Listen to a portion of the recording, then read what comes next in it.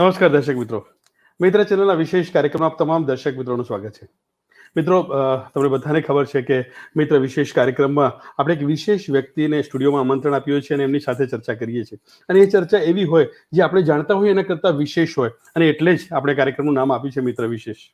મિત્ર વિશેષ કાર્યક્રમમાં જતાં પહેલા વિષય વસ્તુ તરફ આગળ વધતા પહેલા મારે તમારે કેટલાક મૂવી એટલે કેટલાક ફિલ્મની વાત કરવી છે.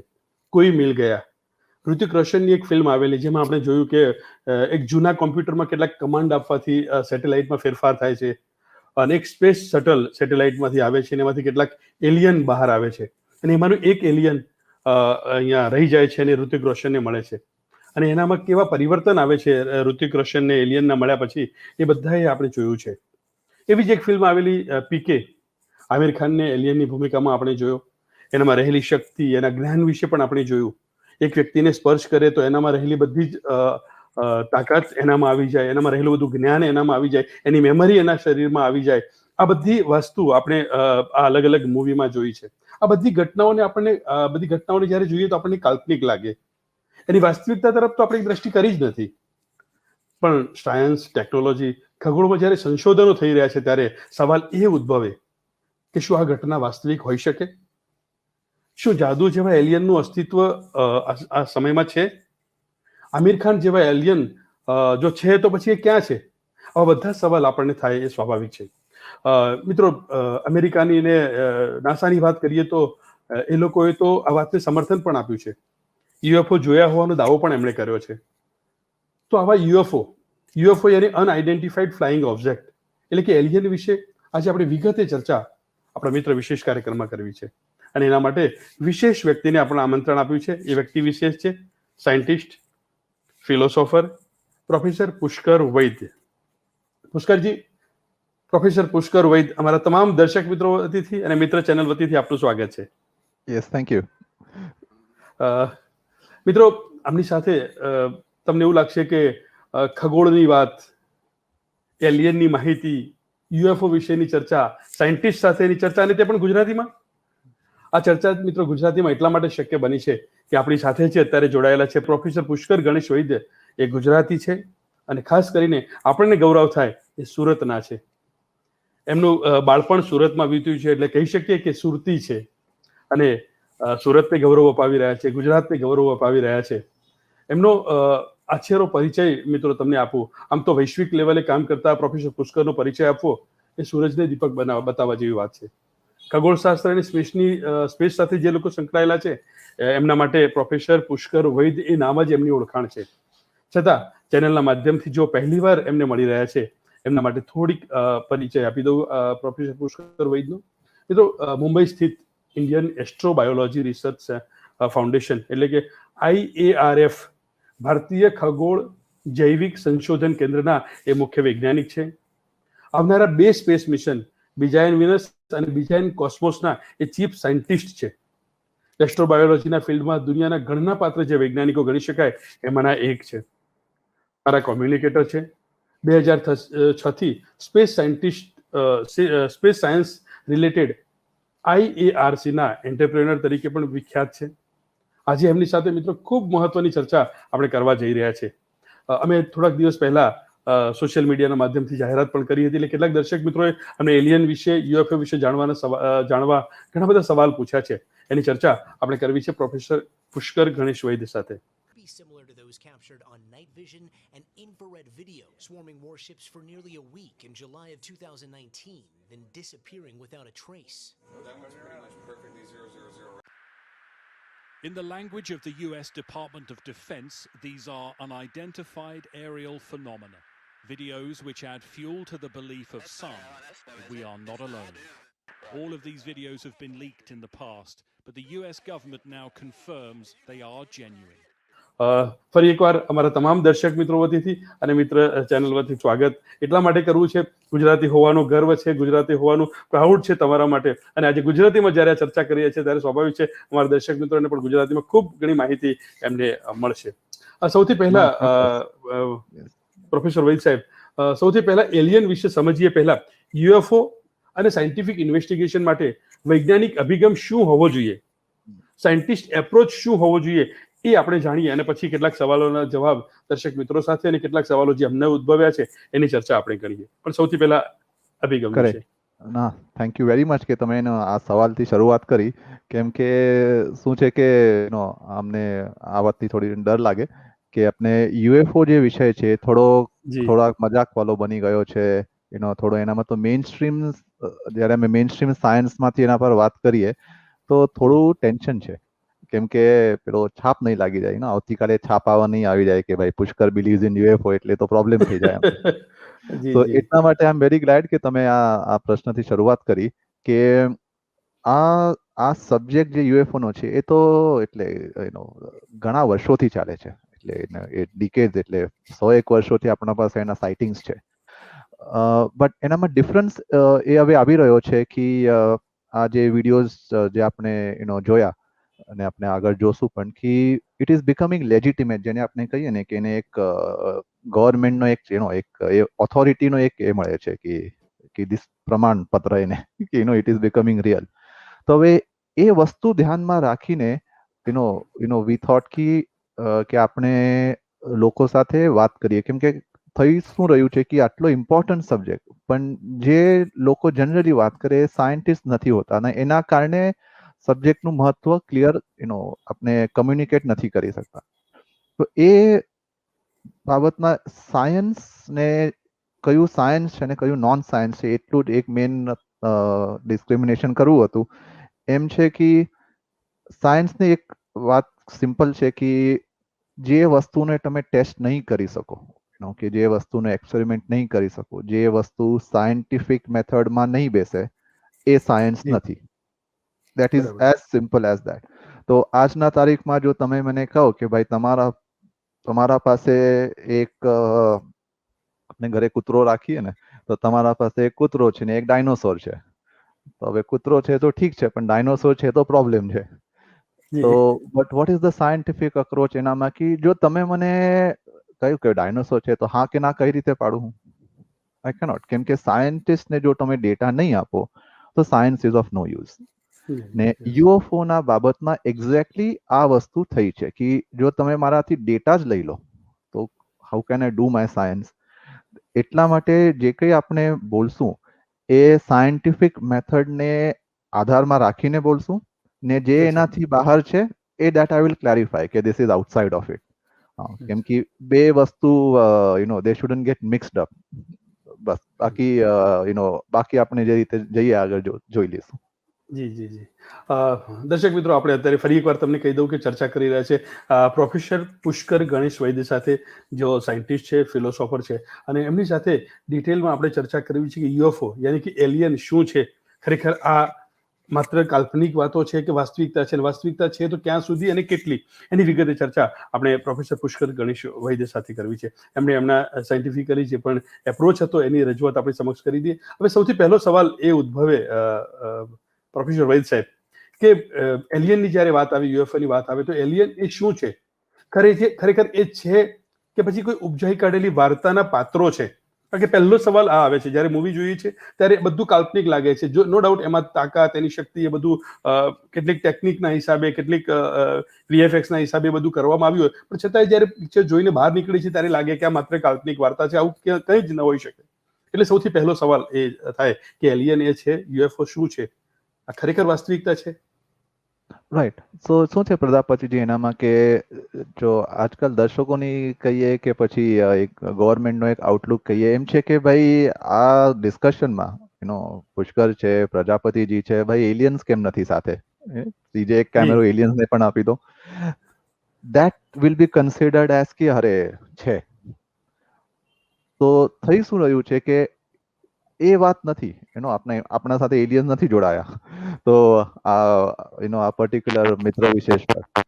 તો જો આ વસ્તુ છે તો પછી એ આપણે કયા જાતની વી આર સેઇંગ કે એલિયન્સ યુએફઓ છે કે નથી? તો કહેવાનો મતલબ એ છે કે જે કંઈ આપણે કહેશું it will always be less than this. કે આપણે ડાયરેક્ટલી એના પર આમ સાથે નહીં લાવી શકીએ. That is clear.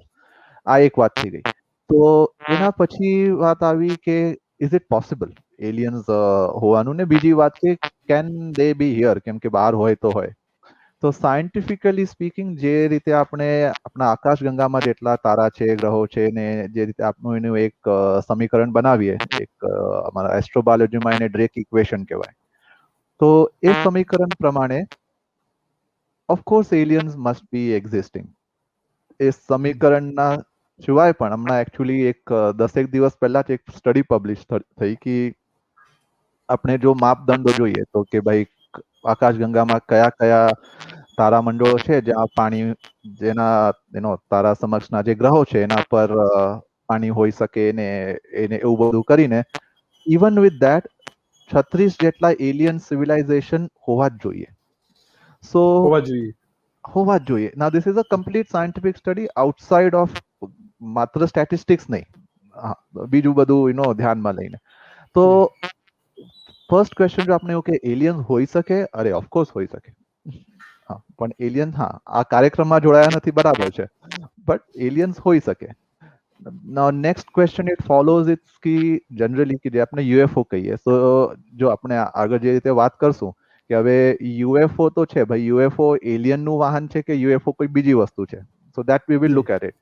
પણ જો આપણે એને if you look at it આ પર્સપેક્ટિવ કે ભાઈ એલિયન્સ તો યુએફઓ એટલે એ લોકોનું જે વાહન છે, એ લોકો અહીંયા આવે છે યુએફઓ માં બેસીને કે જે કઈ હોય. તો બીજો પ્રશ્ન ઉદ્ભવે કે ચાલો આ જે કઈ 36 હોય કે 2 હોય કે 100 હોય, આકાશગંગામાં ને બહાર તો બ્રહ્માંડની વાત તો અલગ થઈ ગઈ. આટલા મોટા બ્રહ્માંડમાંથી કેમ કે તમે આ પ્રકાશ વર્ષનો જો ડિસ્ટન્સ છે આટલો તમે કઈ રીતે કાપી શકો? Because it is not possible. Normal આપણા સાપેક્ષતા ને બધું રિલેટિવિટી છે, 3000 મતલબ પેલું આપણે શું કહીએ ને કે આપણા 3 લાખ કિલોમીટર પર સેકન્ડ પ્રકાશ ગતિ, એ હિસાબે પણ જઈએ તો પણ હા, પ્રકાશ કઈ રીતે, કેમ કે સૂર્યથી તો 8 મિનિટ લાગે. આજે સૂર્ય ફાટી ગયો for any reason, we will come to know 8 minute પછી.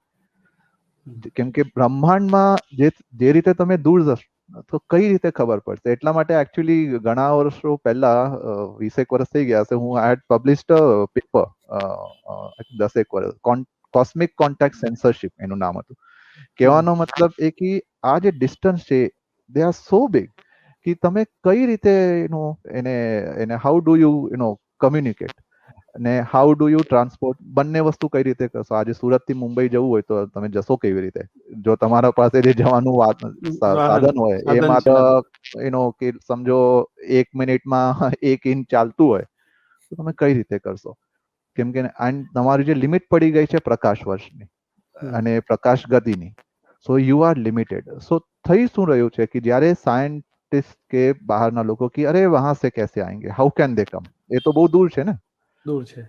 પણ સવાલ હવે આપણે અહીંયા સાયન્સની વાત, જે આપણે ટેમ્પલેટની વાત કરી કે જો આપણા સમક્ષ કંઈ થઈ રહ્યું છે તો થઈ રહ્યું છે કે નહીં થઈ રહ્યું, that is to be establish ને. કઈ રીતે થયું એ તો પછી કરશું ને.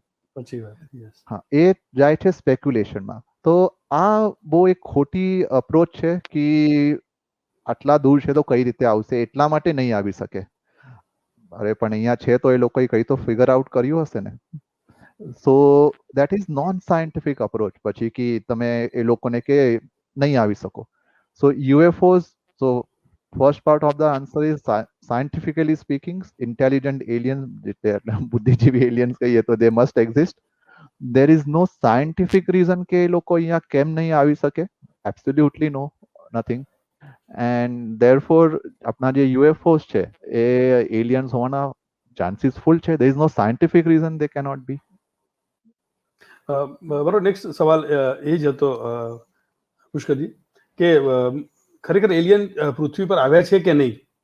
કારણ કે તમે વાત કર્યું એમ કે ભાઈ સમય વધારે લાગે છે, તો એલિયન ક્યારે પૃથ્વી પર આવ્યા છે કે નહીં? શું ભૂતકાળમાં એલિયનની પૃથ્વીની મુલાકાત લેતા હતા એવો કોઈ પુરાવો આપણી પાસે છે કે પાસ્ટમાં, એટલે મતલબ કે ભૂતકાળમાં એ પૃથ્વી પર આવ્યા હતા? જો આવ્યા હોતા તો એનો કોઈ પુરાવો આજે પણ આપણને મળી શકે એવું ખરું?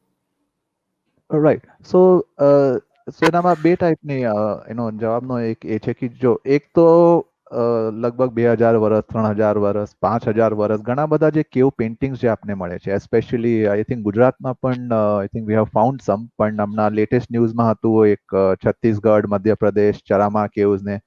તો ભારતમાં અલગ અલગ જગ્યાએ પેલા લોકોએ ગુફાઓમાં પેલા જે કંઈ પેઇન્ટિંગ ચિત્રો કર્યા છે એનામાં ઘણા ચિત્રો બધા હા they look like as if they are aliens, હા especially they look like as if they are UFOs. હવે પેલા યુએફઓ જેવા દેખાય તો હવે અગેન સાયન્સની વાત આવી કે પેલું દેખાય એટલે એવું થોડી થઈ ગયું, ફેર ઇનફ, બટ દેખાય તો છે એ વાત સાચી છે. સો વી આર, આ એવિડન્સ છે ને આ ઘણા હંડ્રેડ્સ ઓફ યર્સ ને થાઉઝન્ડ ઓફ યર્સ નો છે. એ થિંગ્સ જી અહીંયા ત્યાં they are looking like UFOs. This is one part of the answer.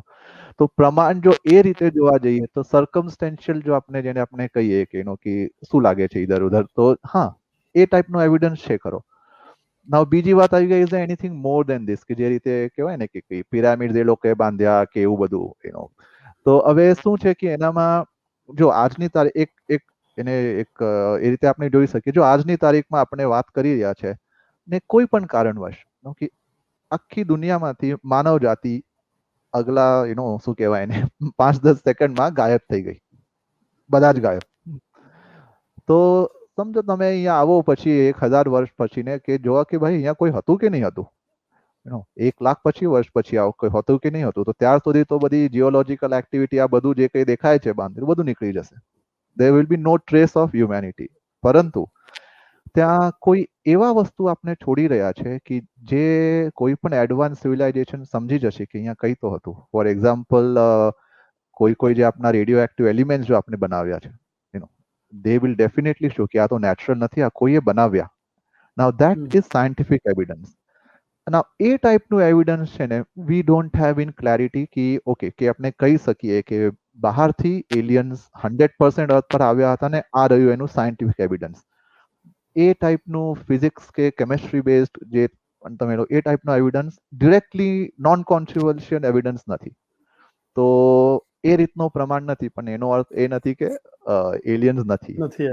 એટલે મતલબ આપણે પુરવાર કરી શકીએ એમ નથી હજુ પણ કે આવ્યા હતા તો એનું આપણે પ્રમાણ છે એ પ્રમાણ અત્યારે આપી શકીએ એવું નથી, પણ શક્યતાઓ છે કે આવી શક્યા હતા.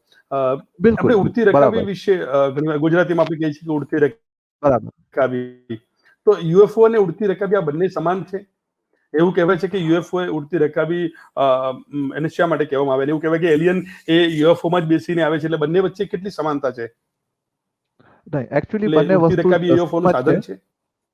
બિલકુલ બિલકુલ, તો બંને વસ્તુ સેમ જ છે એકચ્યુઅલી. પણ એનામાં થઈ શું ગયું કે એટલે આઈ થિંક 1940s ની વાત છે, એનામાં પેલા કેનેથ હર્ડન નામના એક પાયલટ હતા, તેઓએ યુએફઓઝ ને જોયા ને એ જે રીતે એ લોકો શું કહેવાય ટ્રાવેલ કરતા હતા, 5-7 યુએફઓ હતા, તો એમને લાગ્યું કે આ તો જે રીતે આપણે એક રકાબીને પાણીના ઉપર આમ ફેંકીએ તો પેલી આમ કઈ રીતે ઉડતી ઉડતી નીચે ઉપર થતી જાય, he thought કે એ ટાઈપનું મૂવમેન્ટ છે. તો એટલા માટે he coined this English word એનામાં કે ફ્લાઇંગ સોસર્સ. તો આપણે આપણા ઇન્ડિયન ભાષાઓમાં એને directly same to same translate કરી દીધું કે ભાઈ ઉડતી રકાબી. સો એકચ્યુઅલી ઉડતી રકાબી describes the motion of the UFO. અને હવે એ લોકોનો એટલે એ કેનેથ આર્નલ્ડે એક્ઝેક્ટલી એમને સ્કેચીસ બનાવ્યા છે, પણ એવું નથી કે પેલા ઉડતી UFO must look like a ઉડતી રકાબી. ઘણા બધા અલગ અલગ શેપ્સના જરૂર આવે, પણ ઉડતી રકાબી ઇઝ યુઝ પેલું કે જે 1940sમાં એમને જે મોશન જોયું ને ઘણી બધી સ્પેસક્રાફ્ટ પણ એવી રીતે દેખાય, બટ નોર્મલ એટલે જ્યાં સુધી બોલચાલનો પ્રશ્ન આવી ગયો કે હા ઉડતી રકાબી and UFOs are exactly the same. જી, એટલે એવું કહી શકાય કે યુએફઓ જે છે એ એલિયનનું એક સાધન છે જેમાં બેસીને એલિયન આવે છે, જેવી રીતે આપણને મૂવીમાં બતાવવામાં આવ્યું હતું કોઈ મિલ ગયામાં કે એક આખી રકાબી મતલબ સ્પેસ શટલ આવે છે અને એની અંદરથી એલિયન ઉતરે છે. તો એ વાતને કેટલું સમર્થન મળી શકે? ના, સો જ્યારે આ મૂવી આવી પણ એના પણ થોડા હોલિવૂડ મૂવીઝ એના પહેલા શું હતું કે એક ચલો યુએફઓ છે ને એનામાં બેસીને આવી રહ્યા છે, સો વેરી મચ પોસિબલ. એટલે એનામાં તો કોઈ there is no doubt about it કે આપણે એ રીતે ને જોઈ શકીએ કે યુએફઓ ના અંદર એક એલિયન પાયલટ છે ને they are piloting the UFO. પરંતુ ધીસ ઇઝ નોટ નેસેસરી, કેમ કે આજકાલના તારીખમાં તો આપણે જે રીતે જોઈ રહ્યા છે ને આપણું બધું ડ્રોન વોરફેર ને એ બધી વસ્તુઓ, કે યુ ડોન્ટ રિક્વાયર પાયલટ એના અંદર પેલો પાયલટ મધરશિપમાંથી પણ aliens they can control it. તો યુએફઓ ના અંદર પાયલટ બેસાડવો is not at all necessary.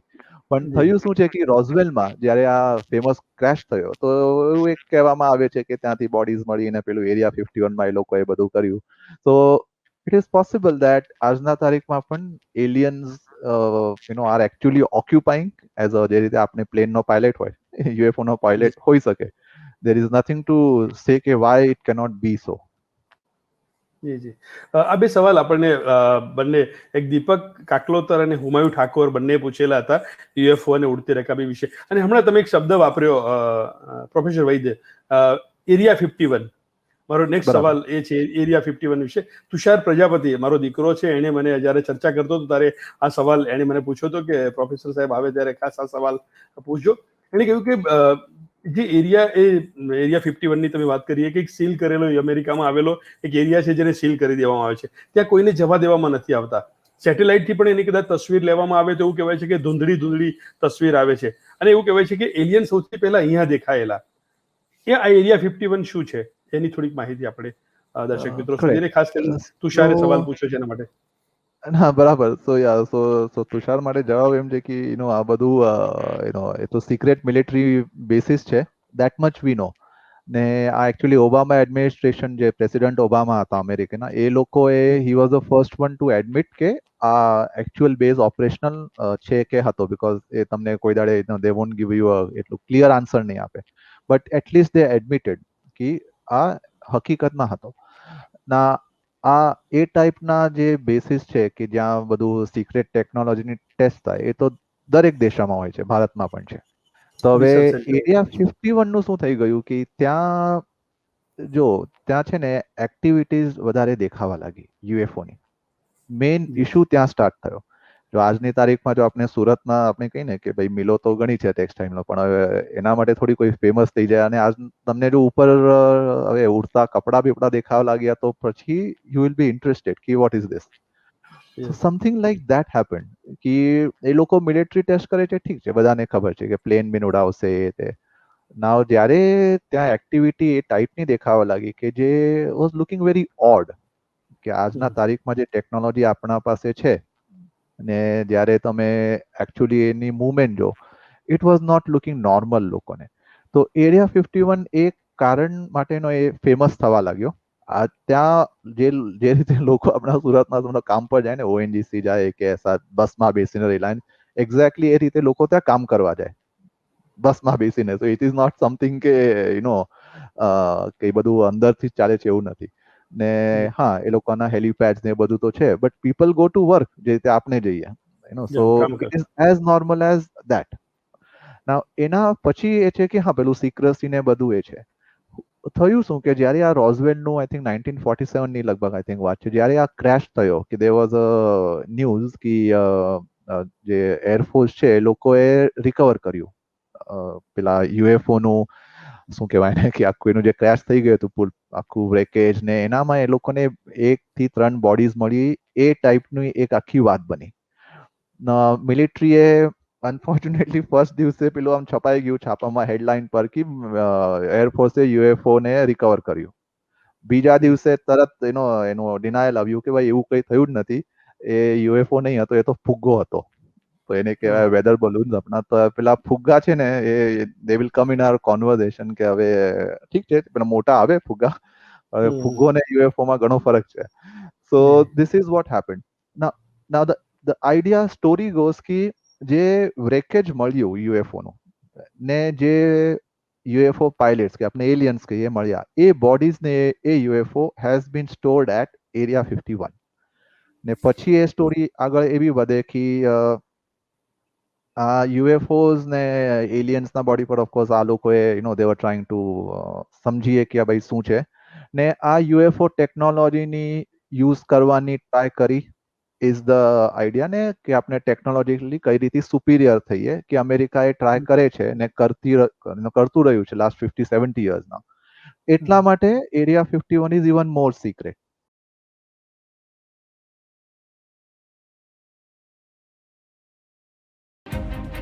Alien એટલે શું? યુએફઓ શું છે? ખરેખર છે કે કોઈ ઉપજાવી કાઢેલી વાર્તાના પાત્રો છે? શું જાદુ જેવા એલિયનનું અસ્તિત્વ આ સમયમાં છે?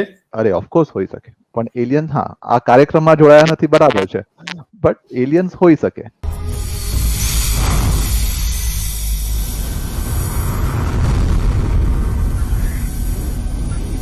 આમિર ખાન જેવા એલિયન જો છે તો પછી એ ક્યાં છે? 36 જેટલા એલિયન સિવિલાઇઝેશન હોવા જ જોઈએ. આ ખરેખર વાસ્તવિકતા છે? કે હવે યુએફઓ તો છે ભાઈ, યુએફઓ એલિયનનું વાહન છે કે યુએફઓ કોઈ બીજી વસ્તુ છે? So that we will look at it. There is no scientific reason કે એ લોકો અહીંયા કેમ નહીં આવી શકે. Absolutely no, nothing. ના જે યુએફઓસ છે એ એલિયન્સ હોવાના ચાન્સીસ ફૂલ છે. There is no scientific reason they cannot be. ખગોળની વાત, એલિયનની માહિતી, યુએફઓ વિશેની ચર્ચા, સાયન્ટિસ્ટ સાથેની ચર્ચા, અને તે પણ ગુજરાતીમાં. તમને નવાઈ લાગે છે ને મિત્રો? પણ એ શક્ય છે. મિત્ર વિશેષ કાર્યક્રમમાં ઇન્ડિયન એસ્ટ્રોબાયોલોજી રિસર્ચ ફાઉન્ડેશનના scientist, philosopher professor Pushkar Ganesh Vaidya સાથે ગુરુવાર, શુક્રવાર અને રવિવારે રાત્રે 9 કલાકે. એનું પુનઃ પ્રસારણ શુક્રવાર, શનિવાર અને સોમવારે સવારે 10 કલાકે માત્ર મિત્ર ચેનલ પર.